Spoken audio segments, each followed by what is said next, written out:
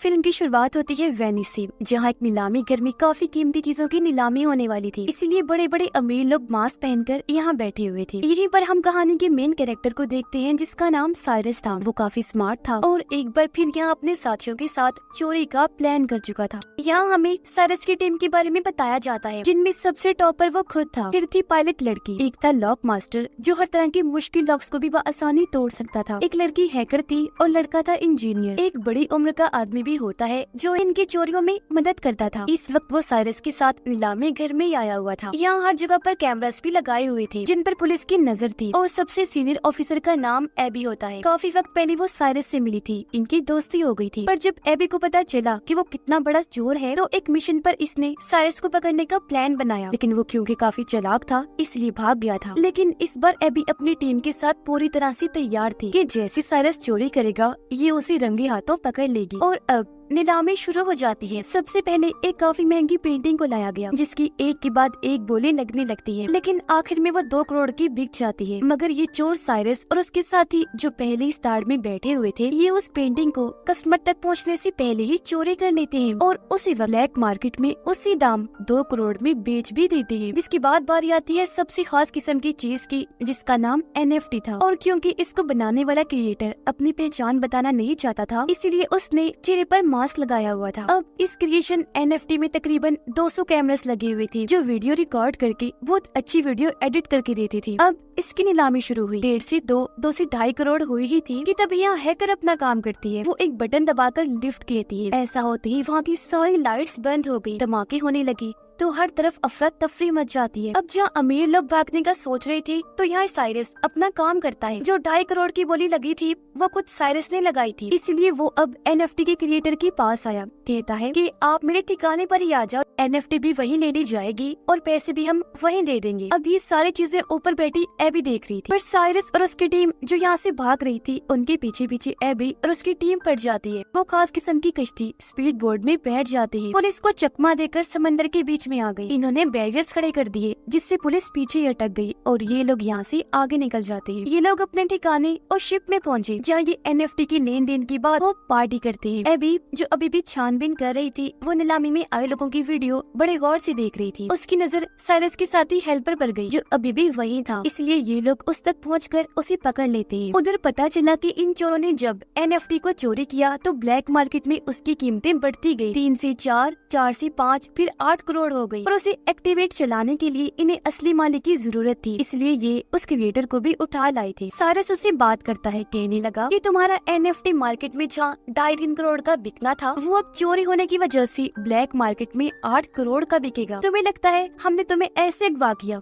नहीं, बल्कि black market में बेचकर आधा मुनाफा तुम्हें भी देंगे। इससे तुम्हारा हमारा दोनों का फायदा होगा। तो टेंशन ना लो, जम के पार्टी करो। साइरस की टीम का हेल्पर एबी के सामने बैठा हुआ था और सभी सवालों के उल्टे सीधे जवाब दे रहा था। एबी कहती है कि मैं तुम्हें जेल में डाल दूंगी और सबके सामने तुम्हारी सच्चाई ले आऊंगी। बेहतर होगा कि तुम अपनी टीम के बारे में हमें सब कुछ बता दो। तब हेल्पर कहता है कि मेरी टीम इस वक्त लंदन में है, अगर उन्हें पकड़ना है तो मेरे साथ वहाँ जाना होगा। इसलिए अब एबी अपने साथियों के साथ लंदन की पुलिस डिपार्टमेंट में जाती है। यहाँ उसकी मुलाकात एक और ऑफिसर से हुई, जो उसे बताता है कि मुझे खुफिया तरीके से पता चला है कि सबसे बड़ा माफिया, जिसका नाम लार्स है, उसने हाल ही में मार्केट के शेयर्स के साथ हेरा फेरी की है, जिससे कीमतें ऊपर नीचे होने की वजह से उसे बहुत मुनाफा हुआ है। मगर इस मुनाफे की वजह मार्केट या चीजों की कीमतों की उलट पुलट नहीं, बल्कि डैम का पानी पूरे शहर में फैला दिया, जिससे वहाँ बाढ़ आ गई, घर डूब गए, लोगों की जानें चली गई। तो इस वजह से मार्केट के साथ ये सब हो पाया। और अब लार्स बिल्कुल ऐसा ही एक दूसरे शहर के साथ भी करने वाला है, जिसमें लार्स के साथ साथ एक और काफी बड़ी माफिया भी शामिल है। और ये काम वो दोनों अगले 2 महीने में अंजाम दे देंगे। लार्स उस माफिया को पहले पेमेंट करेगा। वो पैसे नहीं, सोना होगा, वो भी 1-2 किलो नहीं, बल्कि पूरे 10 टन। और अब उनकी इस डील को तोड़ने और पेमेंट रुकवाने के लिए मुझे तुम्हारी जरूरत है। तो ऑफिसर बताता है कि हमें एक ऐसे बंदे की तलाश है जो चोरों की तरह ही सोचकर चोरों को पकड़ सके। जाहिर है इस काम के लिए हमें किसी मास्टरमाइंड चोर की जरूरत है, और वो कौन है तुम अच्छे से जानती हो, साइरस। जिस पर एबी फौरन बोली,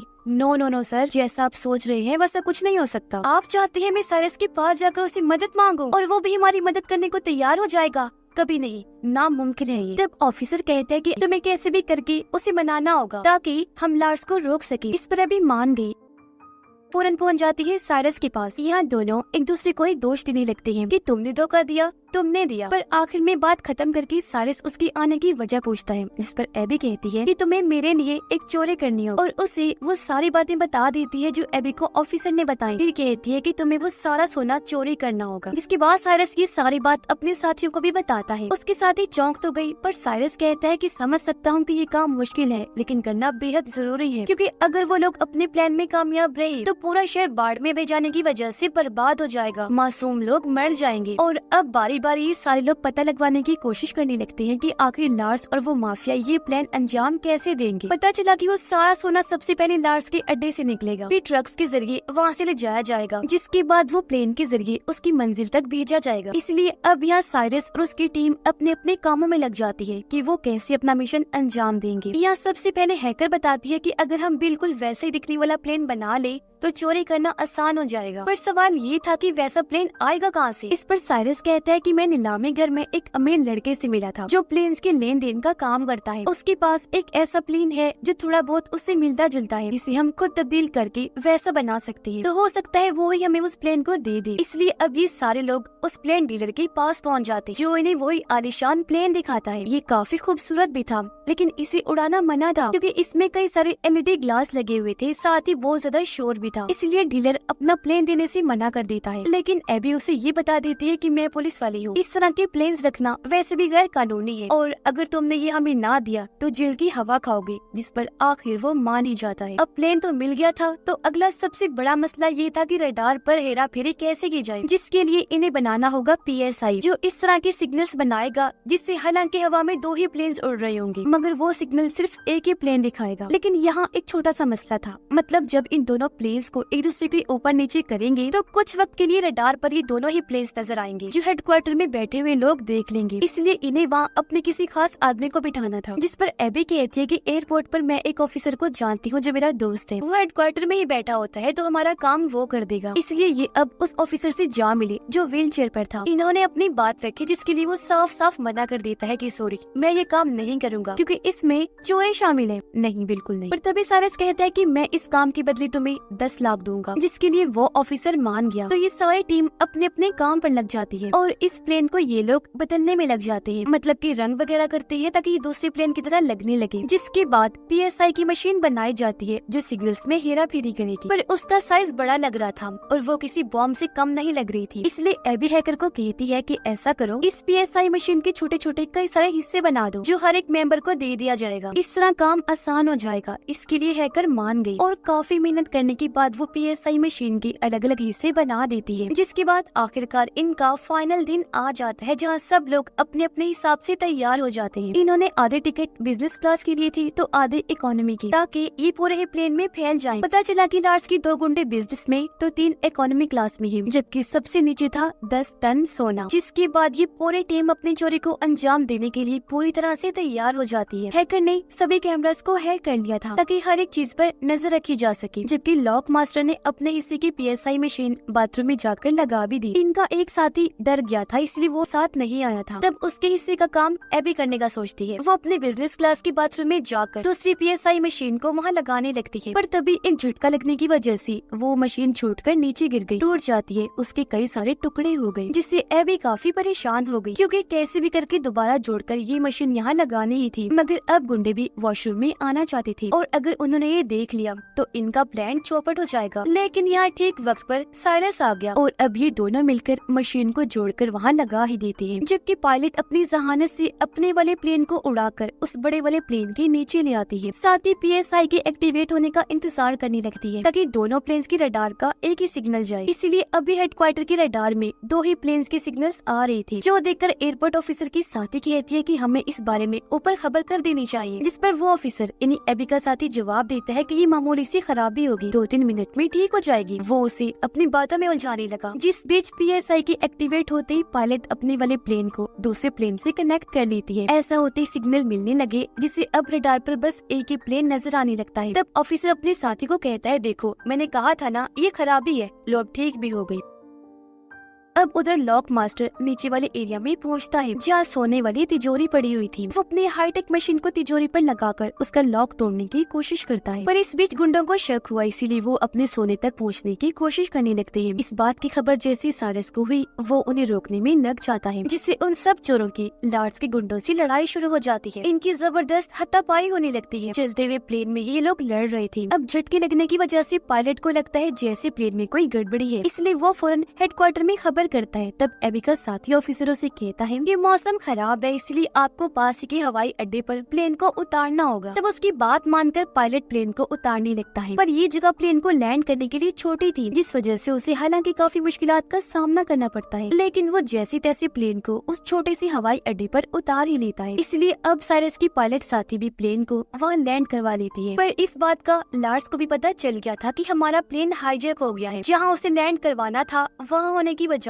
कहीं और करवा दिया गया है। इसलिए लार्स अपने साथियों को कहता है कि जिसने भी मेरे सोने को मुझ तक पहुँचने से रोका है उन्हें खत्म कर दो या फिर मेरे पास लेकर आओ। उधर लॉक मास्टर साइरस से माफी मांगता है कि प्लीज मुझे माफ कर दो, मैं टाइम के अंदर अंदर लॉक तोड़कर सोना नहीं चुरा पाया। अब ये सोना गुंडों और इनके हेड माफिया लार्स के हाथ लग जाएगा और ये अपनी खतरनाक डील कर लेंगे। अब इनके पास और कोई रास्ता नहीं था, इसलिए गुंडों के साथ सोने समेत ये लार्स के पास जाने लगते हैं। इन्हें प्लेन के जरिए इनकी पायलट ही ले जा रही। उधर लार्स के पास वो माफिया भी आ जाती है। वो चाहती थी कि डील होते ही जल्द से जल्द शहर में बाढ़ आ जाए, ताकि मार्केट के शेयर्स ऊपर नीचे होने से दोनों को ही फायदा हो। लेकिन उस माफिया को भी पता चल गया था कि जिस प्लेन के जरिए इनका सोना आ रहा था वो हाईजैक हो गया है। पर लार्स उसे समझाता है कि मेरे गुंडों ने सूरत हाल को अपने कंट्रोल में कर लिया है, माल आपको मिल जाएगा, बस डील को कैसे भी करके आज के आज ही फाइनल करना। उधर प्लेन में अभी भी लड़ाई हो रही थी, जिस वजह से पीसीआई के सारे हिस्से बर्बाद हो गए। ऐसा होने से अब हेडक्वार्टर की रडार में दोनों प्लेन्स दिखने लगते हैं। तब प्लेन को ट्रेस करके गवर्नमेंट अपने फाइटर जेट्स को प्लेन के पीछे भेज देती है हमला करने के लिए। लेकिन यहाँ साइरस और पायलट अपना दिमाग लगाते हैं। वो प्लेन को उल्टा करके लिख देते हैं कि इसमें लोग हैं, इसलिए हमला ना किया जाए। इसीलिए फिलहाल वो फाइटर जेट्स उन पर हमला नहीं करते, बल्कि पीछा करने लगते हैं, ताकि जब ये प्लेन लैंड हो तो पुलिस वहाँ जाकर सारी सूरत हाल को हैंडल कर ले। जिसके बाद अब ये प्लेन लैंड होता है लार्स के महल के ग्राउंड में, जो उसके आलीशान से घर को बर्बाद करते हुए आगे बढ़ने लगता है। सिर्फ यही नहीं बल्कि सिक्योरिटी दीवार को तोड़ता हुआ प्लेन अंदर जाने लगा। ऐसा होते ही सारा का सारा सोना भी निकल कर बाहर गिर जाता है। ये देखकर माफिया लार्स को कहती है कि अब तो मैं ये सारा सोना भी ले लूंगी, साथ ही हमारी डील भी कैंसिल। जो कहकर वो यहाँ से जाने लगी, पर लार्स जिसे गुस्सा आ गया था वो उसे शूट करके मार देता है। अब तभी यहाँ वो पुलिस भी आ गई जो इनका पीछा कर रही थी। वो इन्हें चारों तरफ से घेर लेती है। पुलिस जैसे लार्स को पकड़ने लगी,